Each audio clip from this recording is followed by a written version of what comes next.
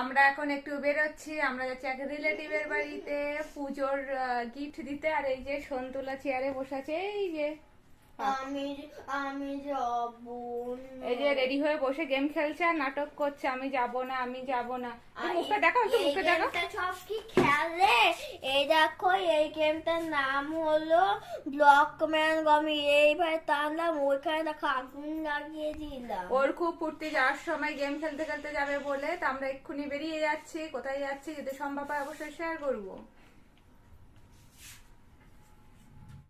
আমরা রাস্তায় জ্যামে আটকে রয়েছি, কতক্ষণ ধরে জ্যাম চলবে তার ঠিক নেই। এই তো লম্বা লাইন, বাপরে বাপ কি বিভৎস লাইন। আর প্রায় ওয়ান ওয়ের মতো করে ছাড়ছে, এক সাইড করে ছাড়ছে, তারপর আর এক সাইড করে আর কি চালু করছে, এই করে যাচ্ছে।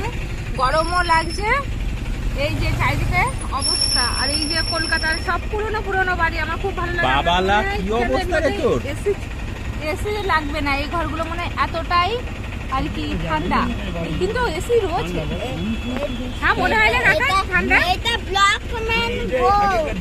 আর এই যে সন্তুলা একটানা গেম খেলেই যাচ্ছে, এই যে সন্তুলা সব একটানা গেম খেলে যাচ্ছে। আর এই যে গাড়িগুলো আস্তে আস্তে করে ছাড়ছে, এই দেখো সব গাড়িগুলো আস্তে আস্তে এবার গাড়িগুলো ছাড়ছে, অল্প অল্প করে গাড়িগুলো ছাড়ছে। আর ভর্তি ভর্তি গরম লাগছে দাঁড়িয়ে থাকলে, যেটা হয় আর কি। সবাই মানে পুজো মার্কেটিং এ বেরিয়েছে, তার জন্য জ্যাম হয়ে গেছে বেশি। ফাইনালি জ্যাম ছাড়িয়ে আমরা এবার চলতে লেগেছি। এখন যদি একটু হাওয়া পাই তাহলে কত ভালোই না হয়। এই যে আমরা যাচ্ছি, আরেকজন মানে গরমে পাগলা খেপেছে, গরমে পাগলা খেপেছে।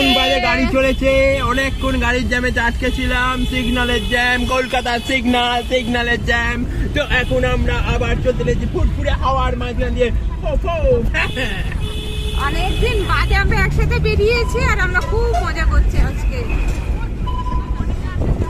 সন্তুলা দেখ কি সুন্দর হাওয়া। ওকে হাওয়া দেখবি কি করে? হাওয়া খা, হাকার হাকার হাকা।